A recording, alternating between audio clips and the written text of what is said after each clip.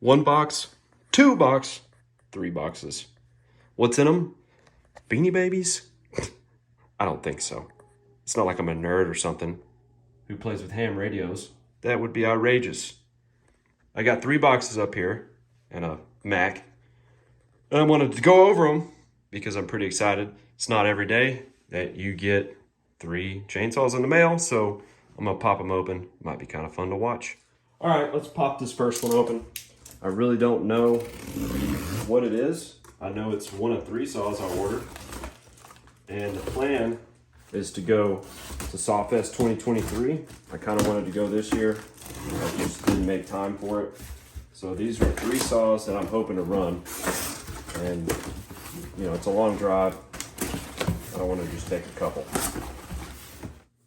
All right, first one is the Husqvarna 272. Let's get this out of the way. Now, the saw classes for SawFest. This is going to be my 64cc class saw. SawFest does it a little bit different. So I know a 272 is not 64 cc's, but I have a plan. I've got a closed port. It's like a 630 super cylinder that I played with last year. It was a really strong runner. I took it off to try a 272 top end, but I didn't want to mess with what I had. I wanted a specific chassis just for saw racing stuff because, you know, I don't want to do a bunch of wild stuff to a good running saw. But I still had that cylinder that I ported. I want to do some other stuff to it, but this would be perfect for me because it's got a crankshaft in it. Hopefully it's okay. I didn't even know it was going to come with the cylinder. Maybe it'll be okay. If it's okay, you'd probably make a pretty good two-piece head out of that cylinder, which might be good for a different racing class. Anyways, I've got a lot of the parts for this. I really was just looking for a decent gas tank, cases, crank, and some odds and ends. I have a totally different carburetor I'm wanting to run. I have a top that is in bad shape that I'm going to chop up. So I just wanted a really beat up saw to start with. And this one fits the bill. Look at it. This thing is toe up.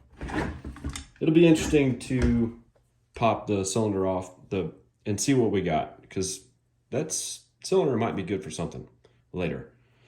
We'll see. We'll do that maybe in a different video. I want to get through all three of these boxes just to kind of keep it fun.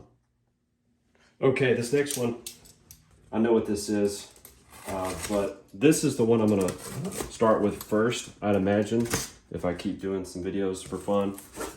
Might not, but this is the one I'm gonna start with because I just want to. All right, here we go, look at this. Little bitty tiny thing, MS-170. This is gonna be the cheap saw challenge class, hopefully. Another beat up saw. It still has some compression, which is okay. I want to see if I can try to get this one running first, just normally, just so I know it's okay. Okay, here's the 170 all on the table. Looks like it's in pretty good shape. It's definitely used. Looks like it's all there. And I don't know if these have a compression release, but it doesn't have much compression, but that should be enough to run. Let's pop the top cover off and see what it looks like. All right. I mean, it's dirty, but nothing's all hacked up. Everything seems to be okay. Let's give it the whiff test. Oh, that was kind of undone. That doesn't smell bad, so that's good. I did not know that this was going to come with a bar, which is kind of a cool bonus. I can use that, and I can tell whoever ran this saw, you know, seems like they didn't abuse it. A lot of times when you see a bar that's been abused, you know, you can tell they ran it out of bar oil. They're just, you can just tell. This one seems like somebody knew what they were doing when they ran it. Still a really good bar. Perfect for what I'm going to be using it for. It came with a little chain. What type of chain is that? And that thing is ground way back, which might be helpful for trying to make a race chain out of it. Let's take a look. Check this out. I mean, that thing's race ready. It's all cut back and everything. I've never seen somebody get that much out of a chain. That's pretty cool. But you know, race chains kind of look like that. They ground that cutter way back. So that'll be fun to play with. I've been watching videos on how to make race chains. So this one will probably be good to experiment on. So very cool. On to box number 3. I just wanted to say, this is the cutest, tiniest little saw I've ever seen in my life. I'm already kind of liking it. I mean, look at this thing. It's itty bitty. Okay, third and final saw. This one might be the most boring of them all to unpack. You'll see why in just a second. Whoa, this is different than I'm used to. Yes, it's a Farmer Tech.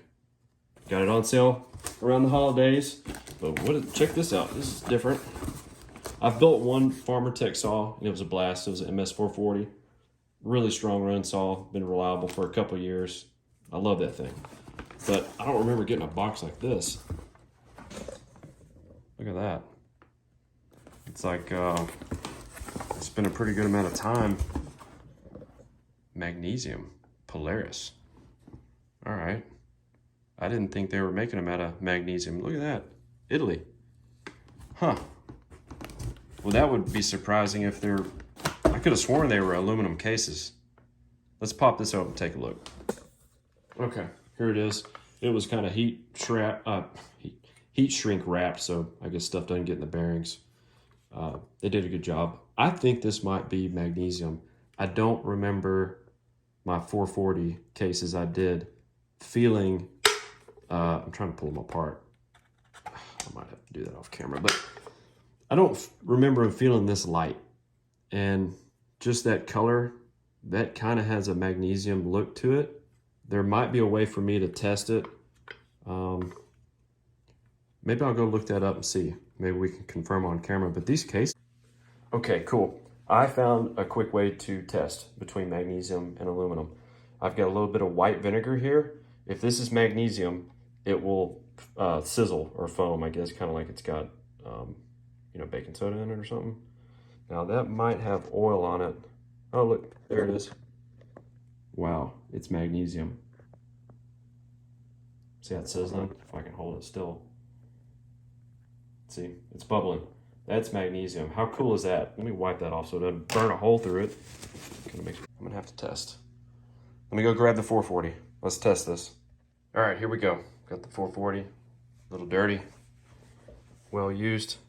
Now I did wipe that off with some alcohol because this ain't gonna work if it's got a layer of oil on it, just FYI. So here we go.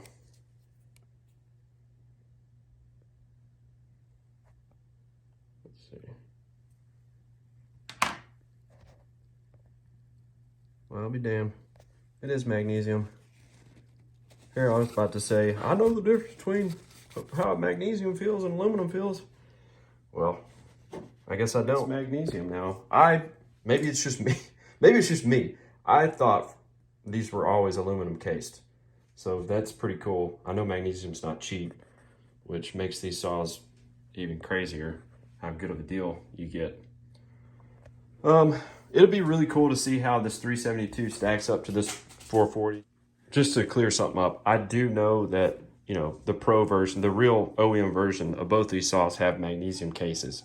I was just surprised that the clone saws are magnesium cased. I always thought this was aluminum. So anyways, just to clear things up.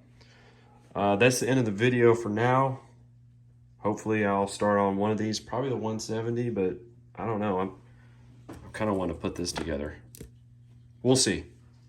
Anyways, thanks for watching. We did some science today. I bet you didn't expect that. I sure didn't. Bye.